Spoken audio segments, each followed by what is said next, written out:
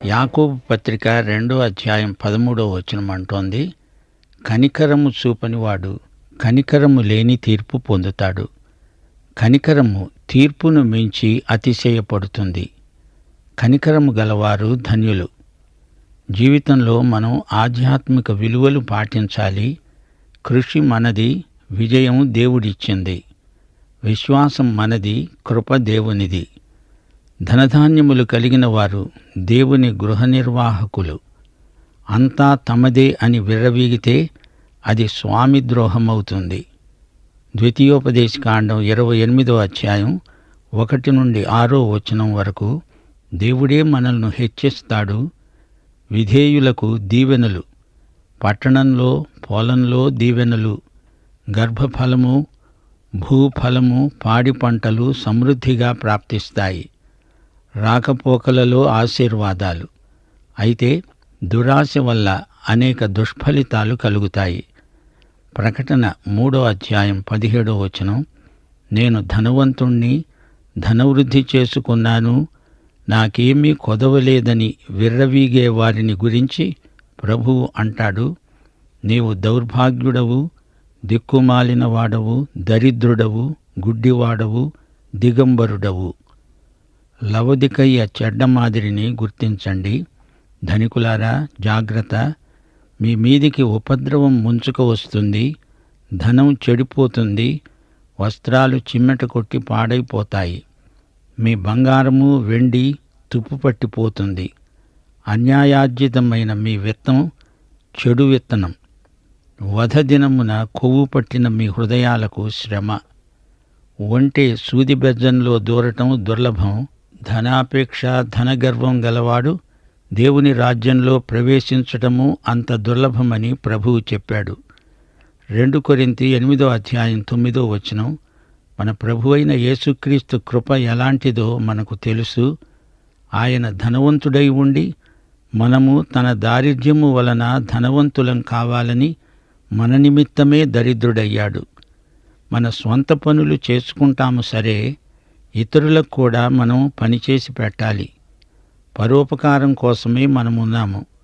యేసుక్రీస్తు దేవునితో సమానుడు అంటే ఆ ఆధిక్యత ఆయన తగ్గింపును బట్టి పోయేది కాదు. తనను తానే ఆయన రిక్తుణ్ణిగా చేసుకున్నాడు. తనను తాను తగ్గించుకున్నాడు. దేవుని బిడ్డలు తగ్గించుకుంటే వారి ఆధిక్యం పోయేది కాదు. అందరినీ మించిపోవాలనే తపన మంచిది కాదు. అనేక మందికి మేలు చేస్తాను, కీడు చెయ్యను అనే మనస్తత్వం దేవుని దృష్టిలో ఘనత. ధనికులకు బీదలకు మధ్య సంఘర్షణ ప్రభువుకు గిట్టదు. ధనవంతుడు లాజరుకు సోదరుడై అతడి కష్టసుఖాలలో అతడికి అండగా నిలబడాలి. లేకపోతే ధనవంతుడు తన నరకాన్ని తానే కల్పించుకున్నవాడవుతాడు.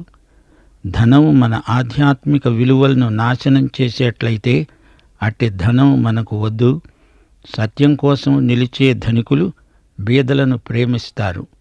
ధనాపేక్షలో అన్ని రకాల కీడు నిక్షిప్తమై ఉంది. 1 తిమోతి 6వ అధ్యాయం 10వ వచనం, ఇది మనకు గొప్ప హెచ్చరిక. కొందరు ధనాశాపరులై విశ్వాసము నుండి తొలగిపోయి ఆత్మహత్యకు పూనుకున్నారు. నానా బాధలతో వారు ప్రాణాలు కూడా కోల్పోయారు. అందుకే ప్రభువు మనకు హెచ్చరిక చేస్తున్నాడు. మార్కు సువార్త 10వ అధ్యాయం 23 నుండి 27వ వచనం వరకు, ఆస్తియందు నమ్మకమున్నవారు దేవుని యందు నమ్మకముంచరు అని అర్థం. ఆస్తి గలవాడు ఆస్తినే దేవుడు అనుకుంటే అతడు నాస్తికుడే. అబ్రాహాము ఆస్తిపరుడే, కాని అతడు దేవుని యందు విశ్వాసముంచిన నీతిమంతుడు. యోబు ఆస్తిపరుడే గాని అతడు ఆస్తిని కాదు, దేవుణ్ణి ప్రేమించిన విశ్వాసి. అరిమతయ్య యోసేపు ధనవంతుడే కాని అతనికి ధనం కాదు, దేవుడు ముఖ్యం.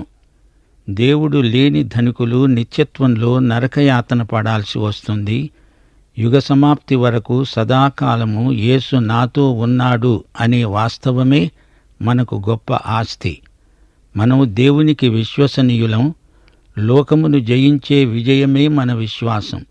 ఇక్కడి మన విశ్వాసమే పరలోకంలో మనం విజేతలము అనే గుర్తింపు. ప్రభువు ప్రకటన గ్రంథంలో విజేతలకు బహుమానాలిచ్చాడు. ఆ విజేతలందరూ విశ్వాసులే.